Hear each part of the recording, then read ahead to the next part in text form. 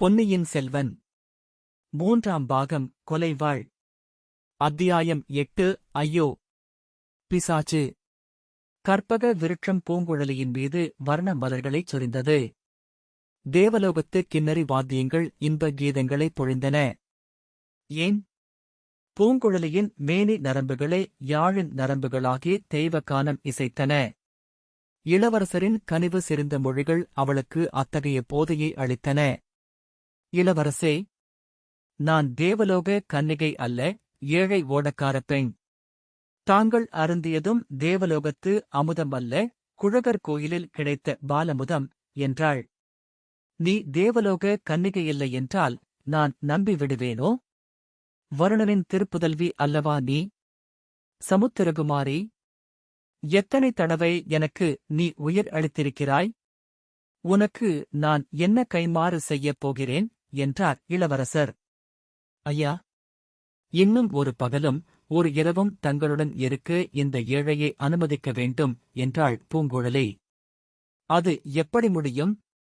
உடனே நான் பழையாறைக்கு புறப்பட வேண்டுமே என்றார் இளவரசர். இல்லை, தங்களை நாகைப்பட்டினத்துக்கு அழைத்துச் செல்லும்படி செய்தி வந்திருக்கிறது. யாரிடமிருந்து? இளைய பிராட்டியிடமிருந்துதான். அது யார் அங்கே? இன்னொருவன்? வந்தியத்தேவனுடன் படகை இழுத்து வருகிறவன்? என் அத்தான் சேந்தன் அமுதன்.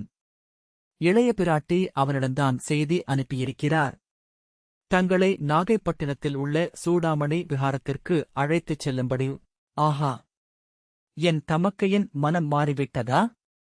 எனக்கு முடிசூட்டும் ஆசை அகன்றுவிட்டதா? வெகு காலமாக எனக்கு புத்த சங்கத்தில் சேர வேண்டும் என்ற ஆசை உண்டு. புத்த சங்கத்தில் சேர்ந்து பிக்ஷு ஆவேன். தூர தூர தேசங்களுக்கு யாத்திரை செய்வேன்.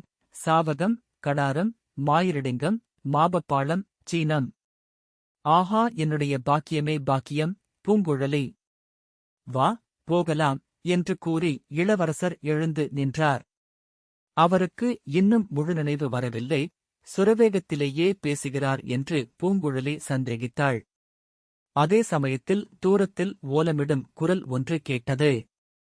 இளவரசர் திடுக்கிட்டு நின்று, பூங்குழலி, அது என்ன என்றார்.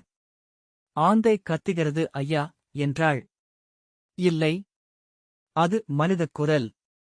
ஏதோ பெரும் அபாயத்தில் சிக்கியவனின் அபயக்குரல். அவனைக் காப்பாற்றிவிட்டு போகலாம். புத்த சங்கத்தில் சேருவதற்கு முன்னால் ஒரு புண்ணிய காரியம் செய்யலாம் என்று இவ்விதம் கூறிவிட்டு இளவரசர் பாய்ந்து ஓட முயன்றார். அந்த முயற்சியில் திடீரென்று கீழே விழுந்தார். பூங்குழலி அவரைத் தாங்கிக் கொண்டாள். படகைக் கரை சேர்ந்தவர்கள் இருவரும் ஓடி வந்தார்கள். மீண்டும் உணர்ச்சியை இழந்துவிட்ட இளவரசரை அவர்கள் மெதுவாகத் தூக்கிக் கொண்டு போய் படகில் பத்திரமாய் சேர்த்து படுக்க வைத்தார்கள். கால்வாயில் படகு போக ஆரம்பித்தது. இளவரசரைத் தவிர்த்து மற்ற மூவரும் இட நெருக்கடியுடன் அதில் உட்கார்ந்திருந்தார்கள். வந்தியத்தேவன், பூங்குழலி, 4 பேரை இந்த படகு தாங்குவது கடினம். எப்படியும் நான் உங்களிடம் விடை பெற்றுக் கொள்ள வேண்டியவன். இங்கேயே இறங்கிக் கொள்கிறேன். இளவரசரை பத்திரமாய்க் கொண்டு போய்ச் சேர்ப்பது உங்கள் பொறுப்பு. உங்களுக்கு அதிகம் நான் சொல்ல வேண்டியதில்லை என்று சொன்னான். அவனுடைய குரல் தழுதழுத்தது. நிலாக்கிரணம் அவன் முகத்தில் விழுந்தபோது கண்களில் முத்துத் துளிகள் ஒளிவீசித் திகழ்ந்தன. கோடிக்கரை காடு தாண்டிய பிறகு இறங்கிச் செல்லலாமே? என் குதிரையையும் அங்கேதான் நிறுத்தி வைத்திருக்கிறேன். அடையாளம் நினைவிருக்கிறதல்லவா என்றான் சேந்தன் அமுதன். வேண்டாம், நான் இங்கேயே இறங்கிக் கொள்கிறேன். குழகர் கோயில் பிராகாரத்தில் சற்று நேரம் படுத்து தூங்கிவிட்டு பொழுது விடுவதற்குள் எழுந்து புறப்படுகிறேன். இல்லாவிடில் நாளைக்கு பிரயாணம் செய்ய முடியாது. வழியில் எவ்வளவு தடங்கல்களோ என்றான் வந்தியத்தேவன். பூங்குழலி அத்தனை நேரமும் தன் மடியில் பத்திரப்படுத்தி வைத்திருந்த பொட்டணத்தை எடுத்து அவனிடம் கொடுத்தாள். இந்தா, குழகர் கோயில் பிரசாதம். இதை சாப்பிட்டு விட்டு தூங்கு என்றாள். நீங்களும் ஒன்றும் சாப்பிடவில்லையே, உங்களுக்கு வேண்டாமா? கோடிக்கரையிலிருந்து காத தூரம் கால்வாயில் போய்விட்டால் எத்தனையோ கிராமங்கள். நானாவது சேந்தனாவது போய் உணவு சம்பாதித்துக் கொண்டு வருவோம். உன் விஷயம் அப்படியல்ல, நீ ஒருவர் கண்ணிலும் படாமல் பழையாறை போய் சேர வேண்டும் அல்லவா? படகில் இளவரசர் இருக்கிறார் என்பதை நீங்களும் மறந்துவிடக்கூடாது. இந்த படகில் இருப்பவர் இளவரசர் என்று யார் நம்புவார்கள்? அதைப் பற்றிக் கவலைப்படாதே. எங்கள் பொறுப்பு. இந்த ஓட்டைப் படகை யாரும் கவனிக்க மாட்டார்கள். சரி, அப்படியானால் இங்கேயே நான் இறங்கிக் கொள்கிறேன். அச்சமயம் மறுபடியும் அந்த ஓலக்குரல் கேட்டது. ஆ, அது என்ன என்று இளவரசர் கேட்டுவிட்டு மறுபடியும் உணர்வை இழந்தார். பூங்குழலி எழுந்து நின்றாள். முடியாது, என்னால் முடியாது. இளவரசருக்கு தெரிந்தால் என்னை மன்னிக்க மாட்டார். இன்னும் கொஞ்ச நேரம் படகில் இரு. அந்த மந்திரவாதியை சேற்றிலிருந்து எடுத்து விட்டுவிட்டு வருகிறேன். இங்கிருந்து அந்த இடம் கிட்டத்தான் இருக்கிறது என்று சொல்லிக் கொண்டே படகிலிருந்து கால்வாயின் கரையில் குதித்தாள். அப்படியானால் நானும் உன்னோடு வருகிறேன். அந்தப் பாதகனிடம் உன்னை தனியாக விடமாட்டேன் என்றான் சேந்தன் அமுதன். இல்லை, அமுதா. நீ படகில் இரு. இளவரசரை ஜாக்கிரதையாக பார்த்துக்கொள். நான் பூங்குழலியுடன் போய் வருகிறேன். எனக்கும் அந்த மந்திரவாதியை பார்க்க வேண்டிய காரியம் இருக்கிறது என்று சொல்லிவிட்டு பூங்குழலியைப் பின் தொடர்ந்து வேகமாக ஓடினான் வந்தியத்தேவன். பூங்குழலியின் மனக்கண் முன்னால் மந்திரவாதி மார்பளவு சேற்றில் புதைந்திருக்க, அவனைச் சுற்றி நரிகள் நின்று அவனைப் பிடுங்கி தின்னப் பார்க்கும் பயங்கரக் காட்சி தோன்றிக் கொண்டிருந்தது. அதற்கிடையே இளவரசர் அவளைப் பார்த்து, பெண்ணே, நீ கொலை பாதகி என்று குற்றம் சாட்டும் காட்சியும் தோன்றியது. இந்தக் காட்சிகள் அவளுடைய கால்களுக்கு மிக்க விரைவைக் கொடுத்தன. மந்திரவாதியை அமிழ்த்திய சேற்றுப் பள்ளத்தை அதிவிரைவில் நெருங்கினாள். அங்கே மந்திரவாதியைக் காணாமல் பெரும் ஏமாற்றம் அடைந்தாள். பின் தொடர்ந்து வந்த வந்தியத்தேவன் அவள் பக்கம் நெருங்கியதும் அவள் தயங்கி நிற்பதன் காரணத்தைக் கேட்டு தெரிந்து கொண்டான். வேறு ஒரு சேற்று பள்ளமாயிருக்கலாம். கோடிக்கரையில் எத்தனையோ பள்ளங்கள் உண்டு அல்லவா? நீ மறந்து போயிருப்பாய் என்றான். புதரில் ஒரு முனை கட்டியிருந்த சேந்தன் அமுதனின் மேல் துண்டைப் பூங்குழலி சுட்டிக் காட்டினாள். பாவம், அவளால் பேச முடியவில்லை. சேற்றில் அமிழ்ந்திருப்பான் என்று நினைக்கிறாயா? இல்லை, இல்லை. ரவிதாசனை அப்படியெல்லாம் கொன்றுவிட முடியுமா? அவனுக்கு 100 உயிர் ஆயிற்றே. தப்பிப் போயிருப்பான் என்று சொல்லிக் கொண்டே வந்தியத்தேவன் புதரில் கட்டப்பட்டிருந்த துண்டை அவிழ்த்து எடுத்துக் கொண்டான். பூங்குழலிக்கு ஆறுதலாக அவ்விதம் சொன்னானே தவிர, அவன் மனத்திற்குள் ரவிதாசன் மாண்டுதான் போயிருப்பான், அவனுக்கு இந்த கோர மரணம் வேண்டியதுதான் என்ற எண்ணமும் தோன்றியது. இருவரும் அங்கே மேலும் நிற்பதில் பயனில்லை என்பதை ஒருங்கே உணர்ந்தார்கள். மீண்டும் கால்வாயை நோக்கி நடந்தார்கள்.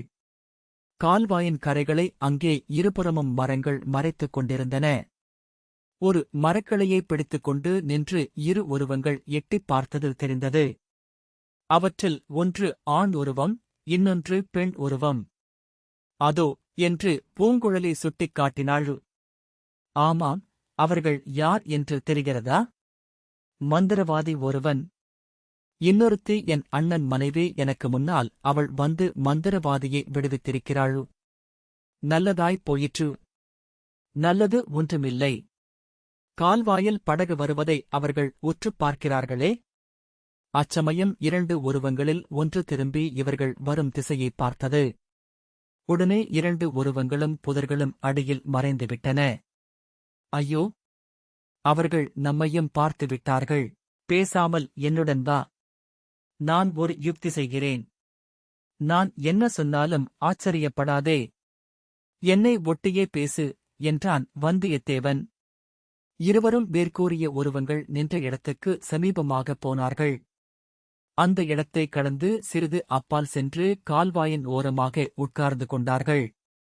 பின்னால் புதரில் மறைந்திருந்தவர்களுக்கு தங்கள் பேச்சு நன்றாய் கேட்கும் என்று வந்தியத்தேவன் நிச்சயப்படுத்திக் கொண்டான். பூங்குழலி, இதோ பார். ஏன் கவலைப்படுகிறாய்? மந்திரவாதி செத்து ஒழிந்து போனான். போனதே க்ஷேமம் என்றான் வந்தியத்தேவன். ஐயோ, என்ன பயங்கரமான சாவு என்றாள் பூங்குழலி. கொலை செய்தது செய்துவிட்டு, இது என்ன பரிதாபம்? ஐயோ! நானா கொலை செய்தேன்? பின்னே அவன் சேற்றில் விழச் செய்தது யார்? நீதானே? திடீரென்று அப்புறம் உனக்கு பச்சாத்தாபம் வந்துவிட்டது. தப்புவிக்கலாம் என்று வந்தாய். அதற்குள் அவனை சேறு விழுங்கிவிட்டது. தப்புவிக்கத்தான் வந்தாயோ, அல்லது செத்துப்போய் விட்டானா என்று பார்ப்பதற்குத்தான் வந்தாயோ? யார் கண்டது? உன்னை யார் என்னை தொடர்ந்து வரச் சொன்னது? வந்ததினால்தானே நீ செய்த கொலையைப் பற்றி தெரிந்து கொள்ள முடிந்தது? அடி கொலை பாதகி! நானா கொலை பாதகி? ஆம், நீ கொலை பாதகிதான். நான் மட்டும் யோக்கியன் என்று சொல்கிறேனா? அதுவும் இல்லை. நான் இளவரசரைக் கடலில் முழுக அடித்துக் கொன்றேன். நீ மந்திரவாதியைச் சேற்றில் அமுக்கிக் கொன்றாய். அதற்கும் இதற்கும் சரியாகப் போய்விட்டது. நான் செய்த கொலையைப் பற்றி நீ வெளியில் சொல்லாமலிருந்தால், நீ செய்த கொலையைப் பற்றி நானும் யாரிடத்திலும் சொல்லவில்லை. இளவரசரைக் கொன்றவன் நீதானா? சற்றுமுன் அவரைப் பார்க்கவேயில்லை என்று சொன்னாயே, வேண்டுமென்றுதான் அப்படிச் சொன்னேன். இனிமேல் அப்படி உன்னிடம் சொல்ல வேண்டிய அவசியம் இல்லை. நான் கூறியதை ஒப்புக்கொள்வாயா, மாட்டாயா? மாட்டேன் என்று மறுத்தால், உடனே நந்தினி தேவியிடம் போய் நீ மந்திரவாதியைச் சேற்றில் அமுக்கிக் கொன்றதை கூறுவேன். நான் செய்த கொலைக்குச் சாட்சியம் இல்லை, உன் கொலைக்குச் சாட்சியம் உண்டு. நந்தினி என்னை என்ன செய்துவிடுவாள்? வேறொன்றும் செய்ய மாட்டாள். உன்னை பூமியில் கழுத்து வரையில் புதைத்து யானையின் காலினால் இடரும்படி செய்வாள். ஐயோ! என்ன பயங்கரம்! வேண்டாம் என்றால் நான் கூறுகிறபடி செய்வதாக ஒப்புக்கொள்ளு. என்ன செய்ய வேண்டும்? அதோ உன் அத்தான் கொண்டு வருகிறானே, அந்தப் படகில் ஏறிக்கொள். 2 பேரும் நேரே இலங்கைக்குப் போய்விட வேண்டும். அங்கே போய் உன் இளவரசரை நினைத்து அழுது கொண்டிரு. எதற்காக நான் இலங்கை போக வேண்டும்? இங்கேயே இருந்தால் உனக்கு என்ன? ஆ! நீ போய் பழுவேட்டரையரிடம் என்னைப் பற்றிச் சொல்லிவிட்டால், அவருக்கு என்ன இருந்தாலும் இளவரசர் பேரில் அபிமானம் உண்டு. என்னை பழி வாங்கப் பார்ப்பார். எனக்கு இந்த உலகில் இன்னும் கொஞ்சம் வேலை இருக்கிறது. அடபாவி! இளவரசரை நீ ஏன் கொன்றாய்? அதையாவது சொல்லிவிடு. சொன்னால் என்ன? நன்றாகச் சொல்லுகிறேன். இளவரசரும் அவருடைய தமக்கையும் சேர்ந்து ஆதித்த கரிகாலரின் இராஜ்யத்தைப் பறிப்பதற்கு சதி செய்தார்கள். ஆதித்த கரிகாலர் என்னுடைய எஜமானர். அவருடைய விரோதி என்னுடைய விரோதி. அதனால்தான் இளவரசரைக் கொன்றேன். தெரிந்ததா? இந்த மகாபாவத்துக்கு நீ தண்டனை அனுபவிப்பாய். அதைப் பற்றி நீ கவலைப்படாதே. நான் சொன்னபடி நீ செய்யப் போகிறாயா, இல்லையா? செய்யாவிட்டால் வேறு வழி என்ன? அதோ படகு வருகிறது, போய் ஏறிக்கொள்கிறேன். இதோ பார். நன்றாய்க் கேட்டுக்கொள்.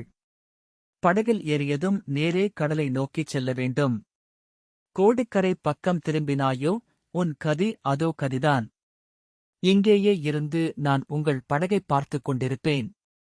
படகு கடலை அடைந்த பிறகுதான் இங்கிருந்து நகருவேன். சரி சரி. இங்கேயே இரு. உன்னை 100 நரிகள் பிடுங்கித் தின்னட்டும். வந்தியத்தேவன் செய்த சமிகையை பார்த்துவிட்டு பூங்குழலி அங்கிருந்து விரைந்து போய் படகில் ஏறிக்கொண்டாள். படகு மேலே சென்றது.